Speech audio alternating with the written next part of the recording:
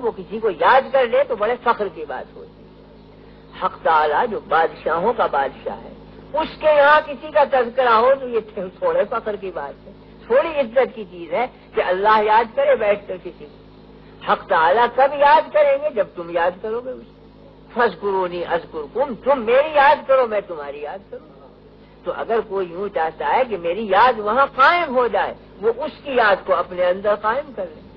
اگر وہ ہر وقت ذکر کریں گے وہاں بھی ہر وقت ذکر ہوگا، یہ گنڈے دار ذکر کرے گا وہاں بھی گنڈے دار ذکر ہوگا، یہ غافل بن جائے گا وہاں بھی غفلت بڑھتی جائے گی۔ وَلَا تَكُونُوا كَالَّذِينَ نَسُوا اللَّهَ فَأَنسَاهُمْ أَنفُسَهُمْ أُولَٰئِكَ هُمُ الْفَاسِقُونَ۔ تم ایسے مت بنو کہ اللہ کو بھلا دو تو تم اپنے نفس کو بھلا دو گے، اللہ بھی تمہیں بھلا دے۔ قرآن کریم میں فرمایا گیا کہ جو لوگ قرآن یاد کر کے اسے بھول جائیں گے تو قیامت کے دن حق تعالی نابینا اٹھائیں گے اس بندے کو۔ وہ کہے گا کہ رب لما حشرتنی اعمی وقد كنت بصیرا، اے اللہ مجھے اندھا کیوں اٹھا، میں تو بینا تھا دنیا میں تو دیکھنے والا تھا۔ قال كذلك اتتك آیاتنا فنسیتها فكذلك اليوم تنسى، ہم نے اپنی آیتیں تیرے سینے میں ڈالی تھی، تو نے انہیں بھلا دیا، ہم نے تجھے بھلا دیا۔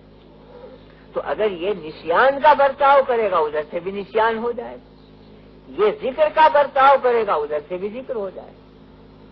فرما حق تعالیٰ نے حدیث قدسی ہے کہ اے بندے تو اپنی تندرستی کے زمانے میں مجھے یاد رکھ تاکہ تیری بیماری کے زمانے میں میں تجھے یاد رکھوں، تو اپنی تلنگری کے زمانے میں مجھے یاد رکھ تاکہ تیری مفلسی کے زمانے میں میں تجھے یاد رکھوں، تو صحت کے زمانے میں مجھے یاد رکھ تاکہ بیماری کے وقت میں تجھے یاد رکھوں جب کوئی تیرا یاد کرنے والا نہیں ہو، تو اپنی دنیا میں مجھے یاد رکھ تاکہ تیری قبر میں میں تجھے یاد رکھوں۔ جو یہاں یاد کرے گا وہ یاد وہاں کام دے گی، جو یہاں بھول جائے گا تو وہاں بھی وہ قسم پرسی کے عالم میں ہوگا۔ اس لیے ذکر اللہ نہ صرف کائنات کی روح ہے بلکہ انسان کی بھی روح ہے، انسان کی روح ہے۔ اگر ذکر منقطع ہو جائے تو روح پر مردنی چھا جاتی ہے۔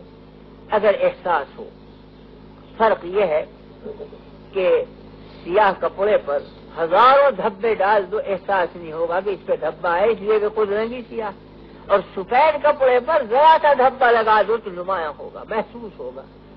جن کے قلوب میں غفلت رچ چکی ہے ان میں اگر 10 غفلتیں بڑھ جائیں احساس نہیں ہوگا کیونکہ غفلتوں میں رنگا ہوا ہے دل، لیکن یاد کرنے والا اگر منٹ بھر غافل ہو اسے احساس ہوگا کہ کیا چیز چھن گئی میرے اندر سے۔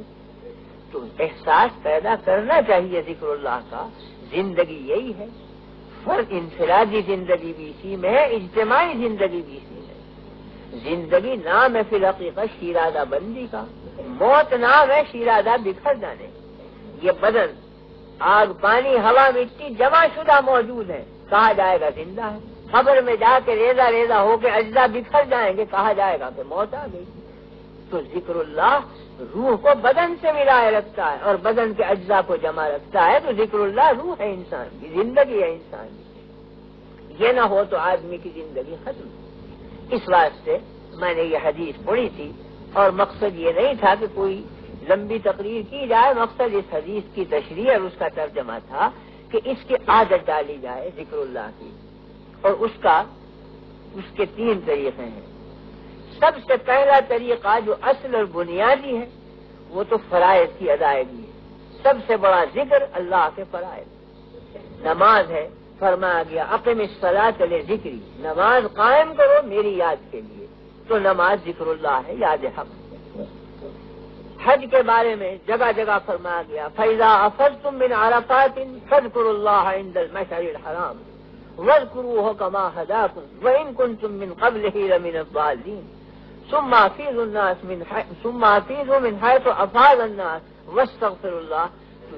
حج کے ایک ایک رکن پر کہیں ذکر اللہ، کہیں استغفار، کہیں توبہ، کہیں یاد حق، تو حج کا مقصد بھی ذکر ہے۔ اقم الصلاۃ لذکری، نماز کا مقصد بھی ذکر ہے۔ زکوٰۃ اور صدقات کا مقصد بھی فی الحقیقت ذکر ہے۔ فرمایا کہ لن ینال اللہ لحومها ولا دماؤها ولکن ینالہ التقوی منکم۔ قربانیاں تم کرتے ہو، یہ گوشت پوست اللہ تک نہیں پہنچتا بلکہ وہ تقوی اور وہ ذکر اور یاد حق پہنچتی ہے جو قربانی کے وقت تم نام لیتے ہو اور نیت کرتے ہو قلب میں، وہ چیز جاتی ہے اللہ تک، یہ اس کی علامت ہے۔ تو بہرحال قربانی ہو، زکوٰۃ ہو، نماز ہو، حج ہو، یہ سب ان کی روح ذکر اللہ بتلائی گئی ہے۔ تو ذکر کرنے کا بنیادی طریق تو فرائض شریعہ کی ادائیگی ہے، یہ تو اصل ذکر ہے۔ لیکن اصل ذکر کی ساتھ ساتھ امر کیا گیا کہ یا ایھا الذین آمنوا اذکروا اللہ ذکرا کثیرا، اے لوگوں اللہ کی یاد کرو ذکر کثیر کے ساتھ۔ تو ایک ذکر اصل ہے وہ فرائض ہے، اور ایک ذکر زائد اور ذکر کثیر ہے وہ اس کے اوپر ہے۔ اس کے دو طریقے ہیں، ایک موقت اور ایک غیر موقت۔ موقت طریق یہ ہے کہ صبح اور شام کا وقت مقرر کر کے کچھ تسبیح اور تحلیل کر لیا کرے آدمی بیٹھ کر۔ صبح کی نماز کے بعد بیٹھ گئے، فرض کیجئے کہ 100 مرتبہ آپ نے پڑھ لیا کلمہ تمجید، سبحان اللہ والحمد للہ ولا الہ الا اللہ واللہ اکبر، 100 مرتبہ استغفار پڑھ لیا، 100 مرتبہ درود شریف پڑھ لیا، اسی طرح شام کو پڑھ لیا۔ فرمایا گیا فسبحان اللہ حین تمسون وحین تصبحون ولہ الحمد فی السماوات والارض وعشیا وحین تظہرون، کہ تسبیح کرو اللہ کی کچھ صبح کو، کچھ شام کو، کچھ دوپہر۔ فسبحوہ بکرۃ وعشیا، صبح اور شام تسبیح کرو اللہ کی۔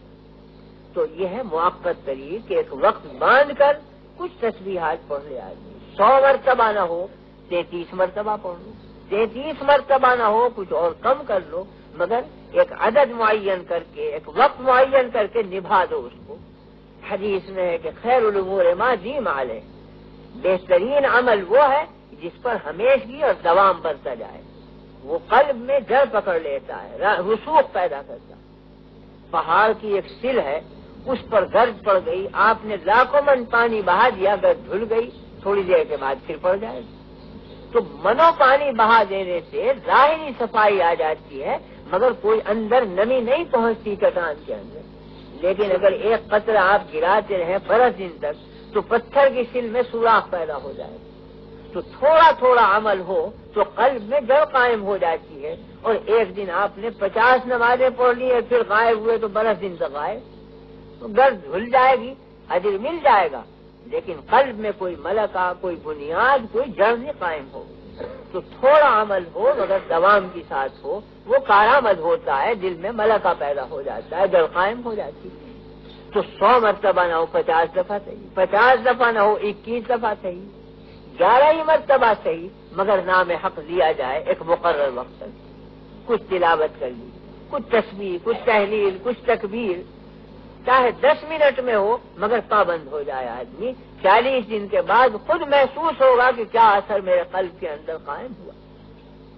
من اخلص للہ 40 صباحا تجری من قلبہ ینابع الحکمت، حدیث میں ہے کہ کسی عمل کو 40 دن خلوص کے ساتھ مسلسل کرے تو قلب میں سے حکمت کا چشمہ پہ پڑتا ہے آدمی، ایک بنیاد قائم ہو جاتی ہے یاد حق کی، جس کی جیسی مناسبت ہے ویسی معرفت شروع ہو جاتی ہے۔ تو ایک ذکر کی یہ صورت ہے ذکر کثیر کی کہ مقررہ وقت پر آدمی کچھ اللہ کا نام لے، اور دوسری صورت یہ ہے کہ غیر مقررہ طریق پر عادت ڈالے آدمی کہ کوئی نہ کوئی اللہ کا نام نکلتا رہے اس کی زبان، اللہ اللہ، سبحان اللہ، لا الہ الا اللہ، اللہ اکبر، اٹھتے بیٹھتے چلتے پھرتے کھڑے ہوئے بیٹھے ہوئے، وضو سے بے وضو، کوئی قید نہیں۔ مہینہ 2 مہینہ تو تکلف کر کے عادت ڈالنی پڑے گی، اور جب عادت پڑ جائے گی تو بے اختیار اللہ کا نام زبان پہ جاری ہوگا۔ کوئی حادثہ پیش آئے گا، گر پڑے آپ، فوراً الا اللہ، لا الہ الا اللہ، بسم اللہ، کوئی نہ کوئی اللہ کا نام نکلے گا۔ یہ نہیں نکلے گا کہ لوگوں دوڑو مجھے بچاؤ، اللہ کا نام نکلے۔ تو ابتداً تکلف کرنا پڑے گا، جب عادت پڑ جائے گی تو پھر خود بخود بے ارادے بھی ذکر حق شروع ہو جائے گا زبان کے اوپر، اور اس کا نتیجہ یہ ہوگا کہ مرتے وقت بھی بلا ارادہ اللہ کا ذکر زبان پہ جاری ہوگا، خاتمہ ایمان پر ہوگا۔ حدیث میں فرمایا گیا ہے کہ تحشرون کما تموتون وتموتون کما تحیون، تمہارا حشر اس حالت پر ہوگا جس حالت پر موت آئی، اور موت اس حالت پر آئے گی جس حالت پر زندگی گزاری. اگر زندگی گزاری ہے اللہ کے نام کی مشق پر، موت کے وقت یقیناً اللہ کا نام زبان پر جاری ہو. اور جب